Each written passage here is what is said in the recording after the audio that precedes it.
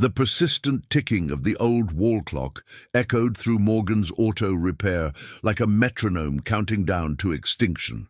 It had been there since Eliza Morgan's father opened the place 27 years ago, back when his name still commanded respect. Now the rhythmic sound only measured the slow death of his legacy. Eliza wiped sweat from her brow, leaving a streak of engine grease across her forehead. The gesture, so reminiscent of her father, would have made her wince had she noticed it. Her slender fingers, calloused beyond their 26 years, tightened around a socket wrench as she heard the approach of expensive leather shoes on concrete.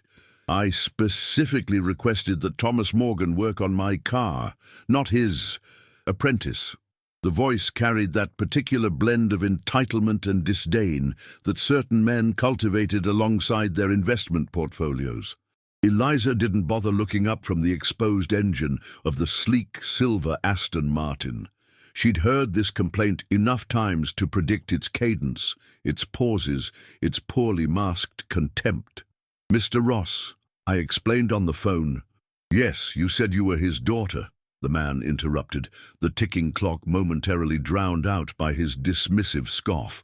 "I'm well aware, but I didn't bring my car to Morgan's daughter.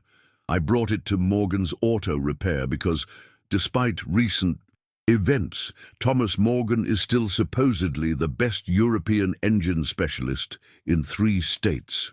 The smell of motor oil mixed with rain from the storm that had just begun outside filled Eliza's nostrils as she finally straightened and turned toward Alexander Ross, CEO of Ross Development. His tailored suit probably cost more than her monthly rent, and the way he stood, slightly back from the vehicle as if proximity to mechanical work might contaminate him, told her everything she needed to know.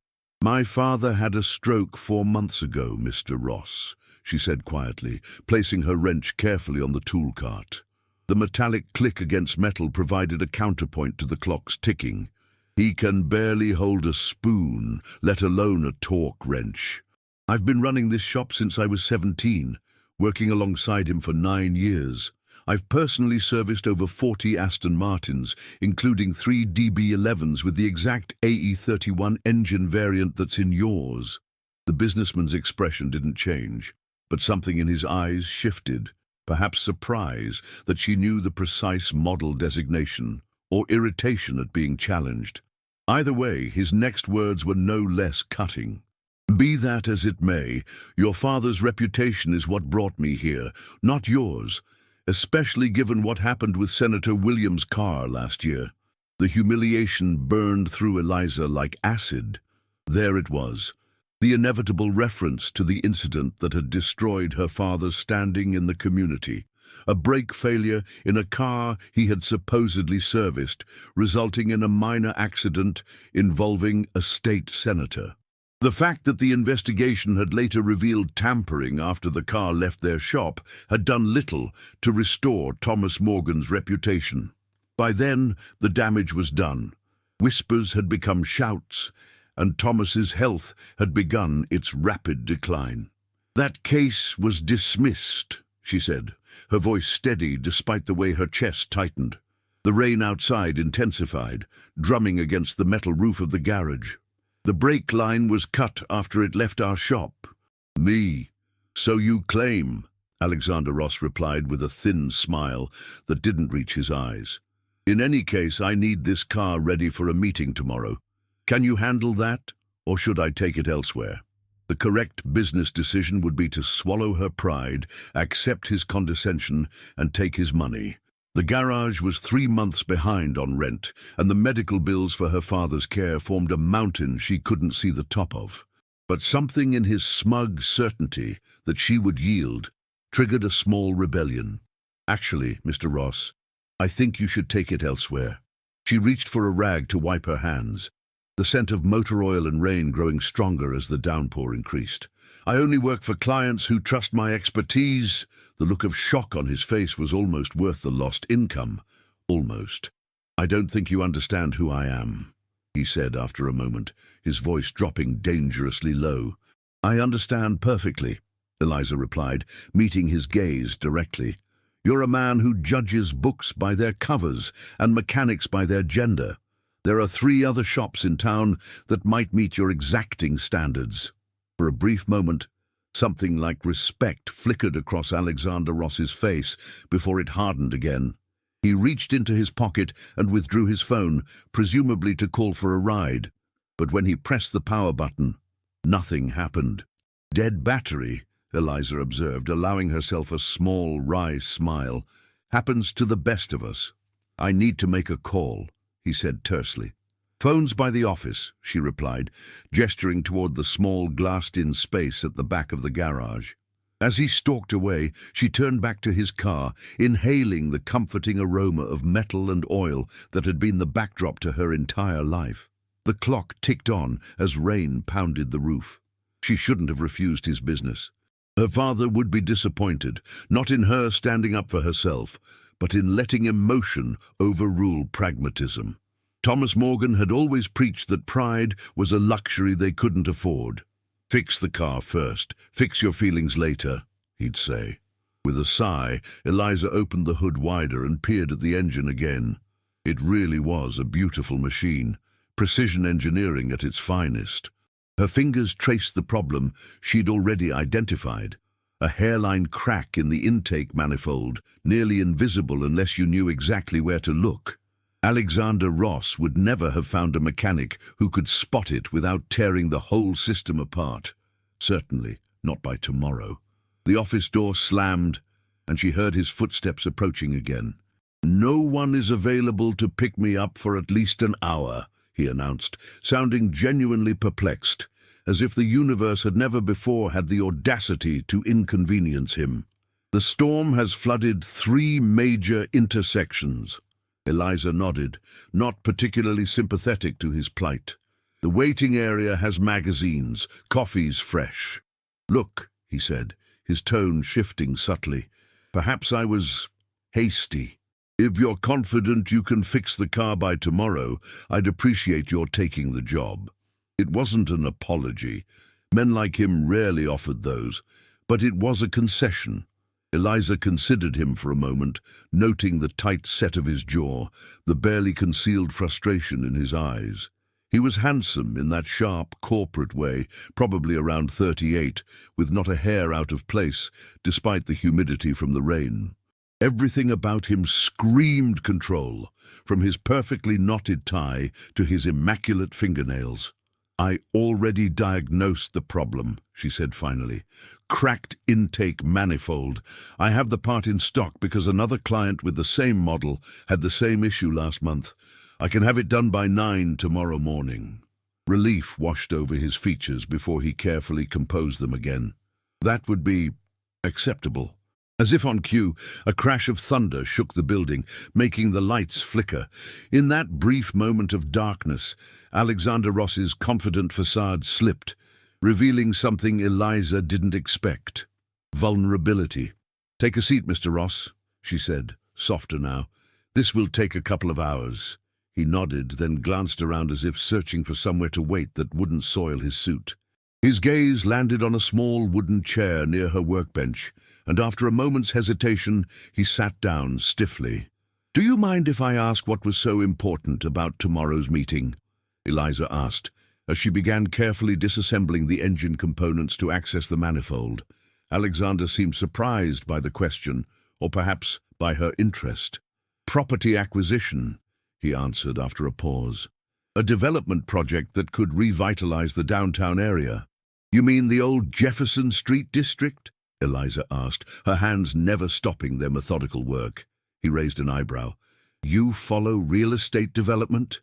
"I follow what happens in my town," she replied, "especially when it affects small businesses like ours."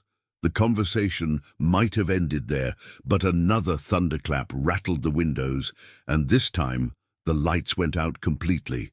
The sudden darkness was absolute, broken only by the ghostly illumination of rain-blurred headlights passing on the street outside.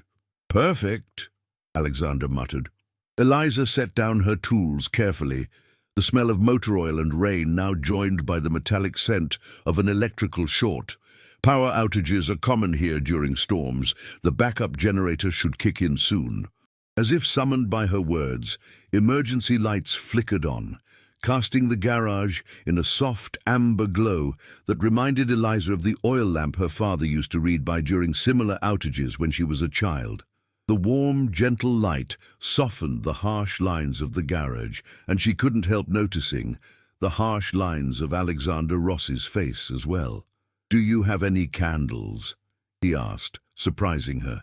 "This lighting is insufficient for detailed work." Eliza nodded, moving toward a cabinet near her father's old desk. "Dad always kept some in here for emergencies."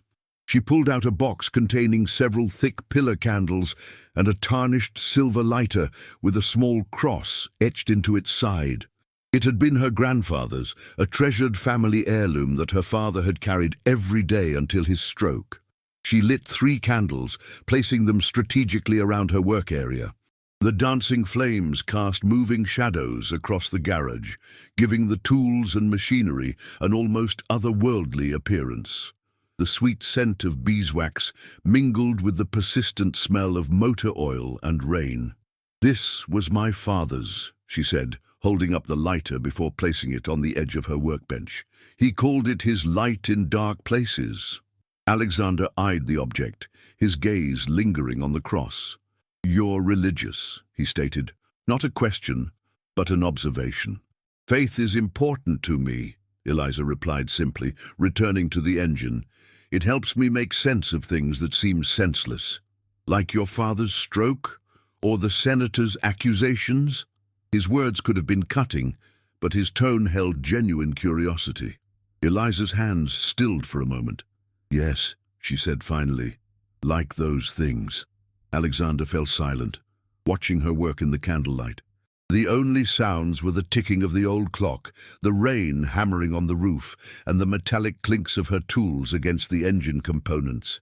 Time seemed to stretch and contract in the strange, amber-lit bubble they now occupied, isolated from the world by the storm. "My wife was religious," he said, suddenly breaking the silence. "She died 3 years ago. Cancer." Eliza looked up, meeting his gaze across the engine bay. "I'm sorry. She kept her faith until the end," he continued, as if compelled to speak. "I never understood how. Watching her suffer like that, it seemed to disprove the existence of any benevolent higher power." The confession hung in the air between them, weighty and unexpected. Eliza carefully removed the damaged manifold before responding. "My mother left when I was 8, she said quietly. "Just walked out one day and never came back. Dad had to raise me alone while running this place. I was angry at God for a long time." "What changed?" Alexander asked, leaning forward slightly. Eliza held up the cracked manifold, turning it so the candle flames illuminated the nearly invisible fracture. "I realized that sometimes damage isn't visible on the surface. It doesn't mean it's not there, affecting everything, and sometimes healing is the same way, invisible but real." She reached for the replacement part, her movements deliberate and practiced. "My faith isn't about believing God will prevent bad things from happening. It's about finding meaning and purpose, even when they do." Alexander watched her work in silence, his expression thoughtful. The candle nearest him flickered, casting dancing shadows across his face. For a moment, he looked younger, less burdened by whatever invisible weight he carried. The rain continued its relentless percussion on the roof as Eliza methodically reassembled the engine components. With each piece she replaced, she felt Alexander's attention shift, not just observing her work, but truly seeing her, perhaps for the first time.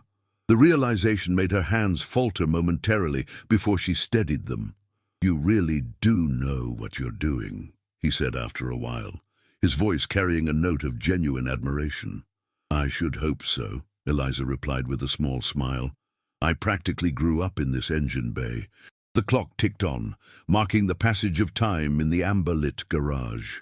Outside, the storm showed no signs of abating, the rain creating a cocoon of sound around them. In this strange, suspended moment, Eliza felt something shift between them. Not friendship exactly, but a mutual recognition, an acknowledgement of shared humanity despite their differences. As she tightened the final bolt on the repaired assembly, the lights suddenly flickered back to life, harsh fluorescence replacing the gentle glow of candlelight. The spell broken, Alexander straightened in his chair, once again the polished businessman. "How much longer?" he asked, checking his watch. 20 minutes to finish and test," Eliza replied, blowing out the candles one by one. The scent of extinguished wax joined the persistent smell of motor oil and rain.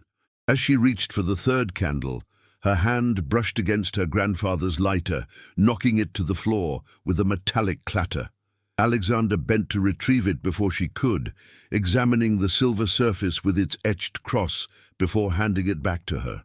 Their fingers touched briefly in the exchange, and Eliza felt an unexpected jolt of connection. "Thank you," she said, tucking the lighter into her pocket. He nodded, his expression unreadable as he returned to his seat. The ticking clock seemed louder now, in the silence that had fallen between them, as if reminding them both that their temporary sanctuary from the outside world would soon end. True to her word, Eliza completed the repair in exactly 20 minutes. She closed the hood with a satisfying thunk and wiped her hands on a clean rag. "All set," she announced. "I'll need to test it, but the rain's still too heavy for a proper road test. We'll have to make do with a diagnostic." Alexander stood, straightening his jacket with an automatic gesture. "That's fine. I trust your assessment." The words, so different from his earlier dismissal, hung in the air between them. Eliza nodded, accepting both the statement and the unspoken acknowledgement it contained. As she ran the diagnostic check, confirming that the repair had been successful, the rain finally began to ease. The incessant drumming on the roof softened to a gentle patter, and the clock's ticking emerged more clearly from the receding background noise. "The car will be ready at 9 tomorrow as promised," Eliza said, printing out the diagnostic results. "Will you need a ride somewhere? The buses won't be running with the flooding." Alexander hesitated, clearly torn between accepting her offer and maintaining his careful distance.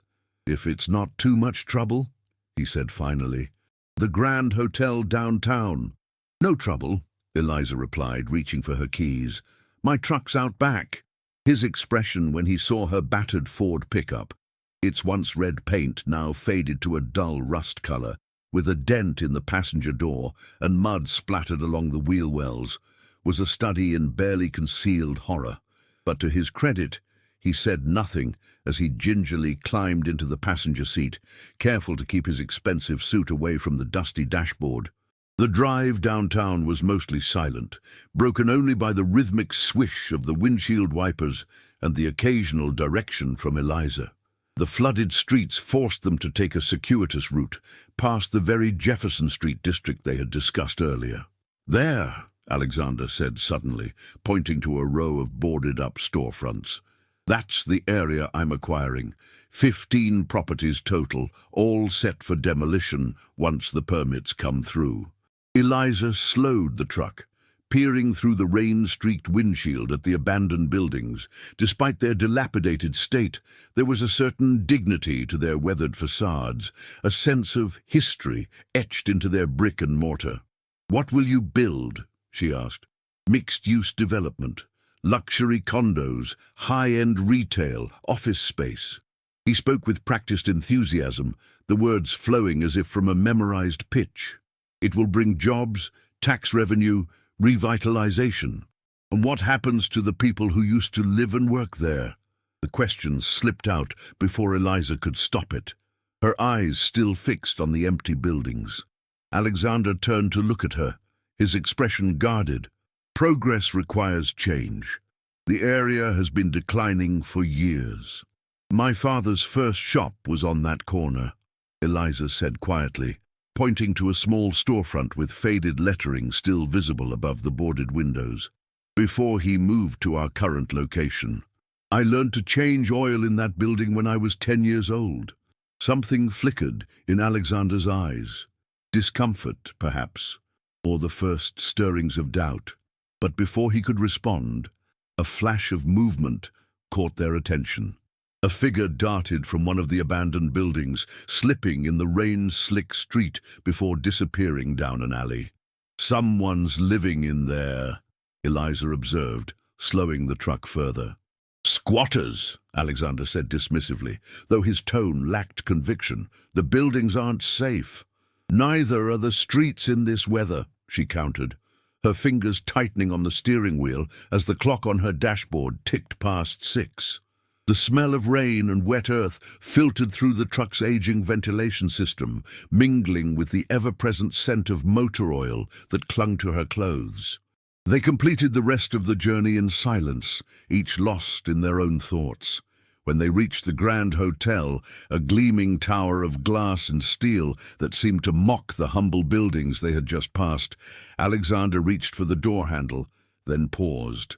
"Thank you for the ride," he said formally, "and for fixing the car. I apologize for my initial assessment." It wasn't quite an apology, but coming from a man like him, it was significant. Eliza nodded, accepting it for what it was. 9 a.m. tomorrow, she reminded him. "The car will be ready." He hesitated, as if wanting to say something more, but then simply nodded and exited the truck, hurrying through the rain to the hotel's covered entrance. Eliza watched him go, this man who represented everything her father had taught her to be wary of. Wealth without compassion, power without responsibility, ambition without purpose. Yet something about their strange encounter in the candlelit garage had revealed cracks in his carefully constructed facade, just as she had identified the nearly invisible crack in his car's intake manifold. The thought followed her all the way back to the garage, where she spent another hour finishing the work on his Aston Martin, the old clock ticking steadily in the background. Alexander Ross stood at his hotel room window, watching the rain trace patterns down the glass as he sipped expensive scotch from a crystal tumbler. His reflection stared back at him, immaculate suit, perfect posture, the very image of success. Yet he felt strangely hollow, as if the rain had somehow washed away a protective coating he hadn't realized he wore. The mechanic's words echoed in his mind. "Sometimes damage isn't visible on the surface. It doesn't mean it's not there, affecting everything." His phone rang, cutting through his thoughts. The display showed his project manager's name. "Ross," he answered crisply. "Sir, we have a problem with the Jefferson Street acquisition. The Historical Society filed an injunction this afternoon. They're claiming 3 of the buildings have historical significance and can't be demolished." Alexander felt a familiar surge of irritation. "Handle it, Marcus. That's what I pay you for. Offer a donation to their next fundraiser or something." "It's not that simple this time, sir. They have documentation proving the corner building, the old auto shop, was the site of a civil rights meeting in 1962. Martin Luther King spoke there." The irony was not lost on Alexander. The very building Eliza Morgan had pointed out, where she had learned to change oil at her father's side, now stood in the way of his development plans. He moved away from the window, setting down his drink with more force than necessary. "Find a workaround," he instructed. "I'll be at the council meeting tomorrow at 11 to address any concerns." After ending the call, Alexander returned to the window, his thoughts turning again to the strange afternoon in the garage. He had gone there expecting a simple transaction, his money for Thomas Morgan's expertise, and instead had found himself engaged in an unexpected conversation about faith and meaning with a grease-stained woman whose intelligent eyes had seen through his practiced facade. The encounter left him unsettled in a way he couldn't quite define. There had been something about Eliza Morgan in the gentle amber candlelight, something authentic and unguarded that made his own carefully constructed life seem suddenly hollow. The persistent ticking of his watch reminded him of the old clock in her garage. Time passing, measuring out his life in predictable increments. When had he last deviated from his meticulously planned path? When had he last allowed himself to be surprised? Not since Catherine died, he realized with a start. His wife had been the spontaneous one, the believer, the one who saw beauty in imperfection. After her death, he had retreated into the comfort of control and predictability, building walls around himself as surely as he built his real estate developments. With a sigh, Alexander turned from the window and prepared for bed, pushing away thoughts of cracked manifolds and silver lighters with crosses etched into their sides. Tomorrow would be another day of meetings and negotiations, of progress and profit, the only constants he still trusted. Morning arrived with unexpected sunshine, the storms of the previous day leaving behind only puddles and a freshly washed quality to the air. Eliza had been at the garage since 6, applying a final polish to Alexander Ross's Aston Martin. The silver surface gleamed under the fluorescent lights, reflecting her movements as she worked. The old clock showed 5 minutes to 9 when the door opened, announcing his arrival with a soft chime. Alexander looked even more imposing in daylight, his suit a deep charcoal today, his tie the exact shade of his car's paint job, as if coordinated deliberately. But there was something different in his expression, a slight softening around the eyes that hadn't been there the day before. "Good morning," Eliza greeted him, wiping her hands on a clean cloth. The familiar scent of motor oil and polish hung in the air, comforting in its constancy. "Good morning, Miss Morgan," he replied, his gaze taking in the gleaming vehicle. "I see you've been busy. Thought it deserved a polish after the repair," she said with a small shrug. "No extra charge." Alexander approached the car, running one finger along its flawless surface. "It looks better than when I bought it," he admitted, something like genuine appreciation in his voice. Eliza moved to her desk, picking up the invoice she had prepared. The amount was fair, significant for the specialized work, but not extortionate. She held it out to him, suddenly aware of the stark contrast between her oil-stained hands and his immaculate appearance. As he reached for the paper, his sleeve pulled back slightly, revealing a watch that probably cost more than her annual income. Their fingers brushed in the exchange, and just as the day before, Eliza felt that same unexpected jolt of connection. "Thank you," he said, glancing at the total before reaching for his wallet. "This seems reasonable." The words were mundane, but something in his tone suggested deeper meaning, as if he were acknowledging more than just her pricing. Eliza accepted his credit card, processing the payment in silence as the old clock ticked steadily in the background. Transaction complete, she handed him the keys to his car. "You're all set, Mr. Ross. The car should run perfectly now." Alexander took the keys but made no move toward the vehicle. Instead, he stood awkwardly for a moment, as if struggling with something internal. "I have a council meeting at 11, he said finally, "about the Jefferson Street development we passed yesterday." Eliza nodded, unsure why he was sharing this information. "The Historical Society has filed an injunction," he continued, his fingers tightening around the keys. "Apparently the auto shop, your father's first location, has historical significance. Martin Luther King spoke there in 1962. "I know," Eliza said quietly. "My grandfather hosted that meeting. It's why my father wanted that specific building when he started his business." Alexander's eyes widened slightly at this revelation. "You never mentioned that yesterday." "Oh, would it have mattered?" she asked, genuinely curious. He considered the question for longer than she expected, his gaze drifting to the old clock on the wall, its ticking suddenly loud in the silence between them. "I don't know," he admitted finally. "Maybe. Yesterday was, unusual." The candid admission surprised her. Men like Alexander Ross rarely acknowledged uncertainty. "The storm," she offered, giving him an easy explanation. "Not just the storm." His eyes met hers directly. "You asked me questions no one has asked in years. About Catherine, my wife, about what I'm building, not just where and how much." Eliza didn't know how to respond to this unexpected vulnerability. She busied herself with organizing the tools on her workbench, the familiar rhythm of the task steadying her. "What will you tell the council?" she asked after a moment. Alexander's expression shifted, a hint of his usual confidence returning. "That the development will proceed as planned. Progress doesn't stop for sentiment." The words were exactly what she would have expected from him, yet somehow they rang hollow, as if he were reciting lines he no longer quite believed. Eliza studied him, noting the slight tension in his jaw, the way his fingers still gripped the keys too tightly. "Is that what your wife would say?"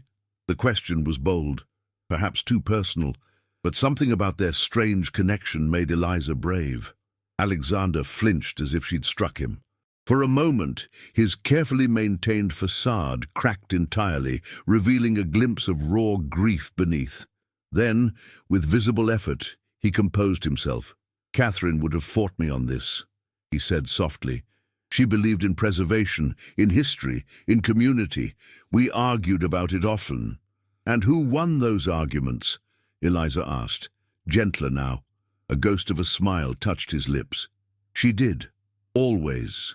The admission seemed to cost him something, but also to release something within him. He looked down at the keys in his hand, then back at Eliza. "I should go." She nodded, sensing that whatever strange moment they had shared was ending. "Good luck with your meeting." Alexander moved toward his car, then paused, turning back to her. "Your father, how is he doing?" The question caught Eliza off guard. "He has good days and bad," she answered honestly. "The physical therapy is helping, but he'll never work again." Alexander nodded, his expression thoughtful. "And the garage? After what happened with the senator?" "We're surviving," Eliza said, lifting her chin slightly. "Barely, but we're here." Something shifted in Alexander's eyes. A decision made, perhaps, or a realization reached. Without another word, he got into his car, the engine purring to life with the smooth, powerful sound of perfect mechanical harmony. Eliza watched him drive away, wondering if their paths would ever cross again. The old clock ticked on, marking the return to normalcy after the strange interlude of the past 24 hours. Eliza turned back to her workbench, preparing for her next client, pushing thoughts of Alexander Ross and his development plans from her mind. 3 days later, Eliza arrived at the garage to find an official-looking envelope propped against the door. Her heart sank. Usually, such envelopes contained bills, notices, or other unwelcome communications. With resignation, she picked it up, noting the embossed logo of Ross Development in the corner.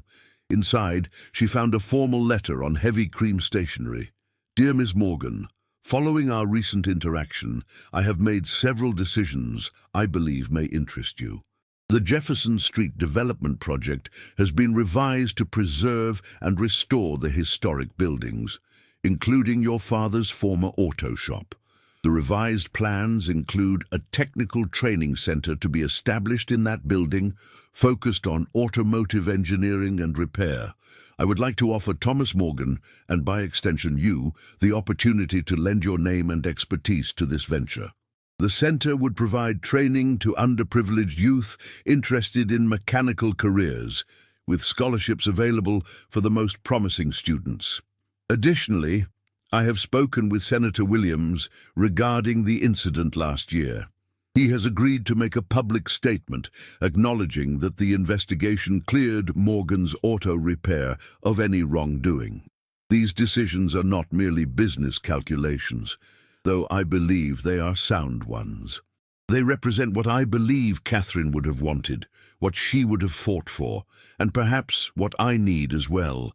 I would appreciate the opportunity to discuss these proposals with you further. My private number is included below. Sincerely, Alexander Ross. Beneath his signature, he had added a handwritten postscript. P.S. I found this in my car after our conversation.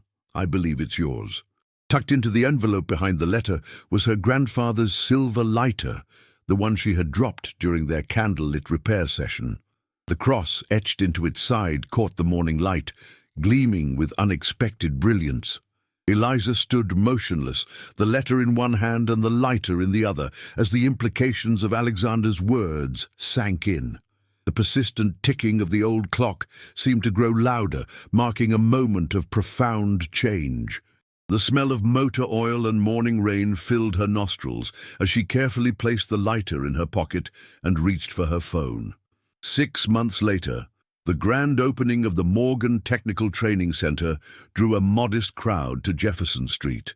The formerly abandoned auto shop now sported a fresh coat of paint, new equipment visible through the gleaming windows, and a sign bearing both the Morgan name and a small, understated Ross Development logo in the corner. Eliza stood beside her father's wheelchair, her hand resting on his shoulder as he beamed with pride. Thomas Morgan's stroke had left him physically diminished, but his eyes were bright and alert as he watched the ribbon-cutting ceremony. Beside them, somewhat incongruous in the gathering of mostly blue-collar community members, stood Alexander Ross. Gone was the coldly efficient businessman who had first walked into Eliza's garage. The Alexander who stood with them today still wore an impeccable suit, but his posture was more relaxed, his smile genuine as he chatted with the first class of students accepted into the program. "Never thought I'd see the day," Thomas Morgan said, his speech still slightly slurred from the stroke. "My old shop back in business, and you," he added, looking up at Alexander. "Never thought I'd be thanking a developer." Alexander chuckled, the sound warm and unfamiliar to his own ears. "Catherine would have appreciated the irony," he said, his gaze meeting Eliza's briefly. "She always said I needed to build people up, not just buildings." The small silver lighter with its etched cross now resided in Alexander's pocket, a gift returned by Eliza when he had signed the final papers establishing the training center. "A light in dark places," she had said, echoing her father's words. "We all need one sometimes." As the ceremony concluded and people began to disperse, Alexander found himself alone with Eliza near the entrance to the building. The familiar scent of motor oil and rain, it had showered briefly that morning, hung in the air, a sensory reminder of the strange night that had changed both their trajectories. "Your father seems pleased," Alexander observed, watching as Thomas engaged animatedly with one of the instructors across the room. "He is," Eliza confirmed. "This has given him purpose again, a legacy beyond the scandal." Alexander nodded, understanding perfectly the value of legacy, of meaning that extended beyond oneself. "And you? Are you pleased with the arrangement?" Eliza considered the question, her gaze taking in the refurbished space that had once been her father's pride and joy, now transformed into something new, yet connected to its past. "I am," she said finally. "Though I never expected any of this 6 months ago when you walked into my garage." "Nor did I," Alexander admitted with a small smile. "I was just looking for a mechanic." "And I was just looking to pay the bills," Eliza replied, returning his smile. "Funny how things work out." The phrase hung between them, laden with unspoken meaning. In the months since their strange encounter during the storm, they had developed an unlikely partnership, professional at first, then gradually evolving into something like friendship. Eliza's mechanical expertise had proven invaluable in setting up the training center, while Alexander's business acumen had helped stabilize Morgan's auto repair through its transition to becoming partly a training facility itself. But there was something more between them now, something neither had anticipated or sought. A connection forged in candlelight and honest conversation, strengthened through shared purpose and mutual respect. "Dinner tonight?" Alexander asked, the question casual yet weighted with possibility. "To celebrate the opening." Eliza hesitated only briefly before nodding. "I'd like that." As they rejoined the gathering, Alexander felt the weight of the silver lighter in his pocket, a small, tangible reminder of how unexpected encounters could illuminate paths previously unseen. Once he had measured his success in buildings constructed and profits earned. Now he found himself using different metrics, lives touched, communities strengthened, connections formed. The changes in his life since that rainy evening were not what he would have chosen or planned. They had cost him certainty, disrupted his carefully ordered existence, challenged his assumptions, yet he couldn't deny the warmth that had returned to his life, filling spaces he hadn't realized were empty. Outside, a light rain began to fall again, spattering against the windows of the training center. The fresh smell of rain-washed earth filtered into the building as someone opened the door.